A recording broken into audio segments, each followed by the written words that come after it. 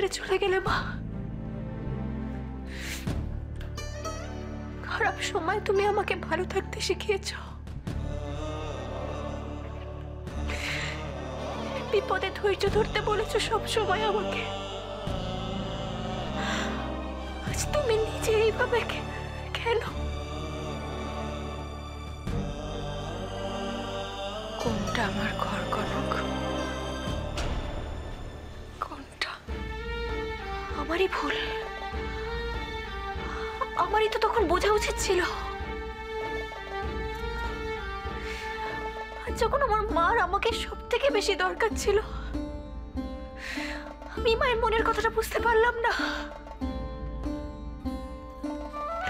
কেন মাকে একা থাকতে দিলাম আমি? কেন দিলাম? তুমি শুধু শুধু এসব ভেবে একদম নিজের শরীর খারাপ করো না। তোমার জন্য এগুলো এখন একদম ঠিক নয়। যাও, শুয়ে পড়ে যাও। আমাকে জীবন যুদ্ধে লড়াই করতে শিখে তুমি কেন এত সহজে হার মেনে নিলে মা? আমি দেব না তোমাকে হারতে। তুমি যেখানেই থাকো, তোমাকে ঠিক খুঁজে আনবো আমি। তুমি একা নাও কনক,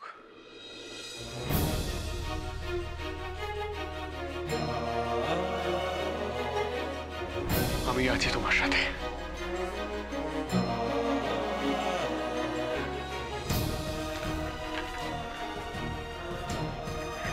নিজেকে শক্ত করো,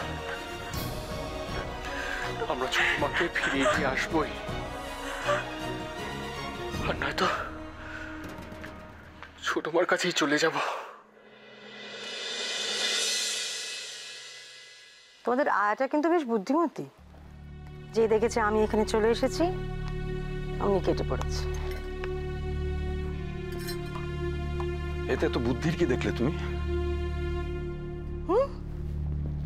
কি বলছো তুমি? একজন আয়া, বাচ্চারা বড় হয়ে গেছে, এখানে কি কাজ ছিল ওর?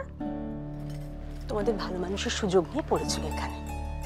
এখন যে দেখেছে সেই সুযোগটা আর পাবে না, আমি চলে গেছে। এটা বুদ্ধির পরিচয় নয়। তাছাড়া এখানে থেকেই বা কি করতো? ওদের মাই যখন রয়েছে এখানে। তুমি এত কি ভাবছো? আসলে ওই মহিলা অলি সাত্তকে ছোট্ট থেকে কোলে পিঠে করে মানুষ করেছে, তো তাই ভাবছি। মানুষ করেছে আয়া?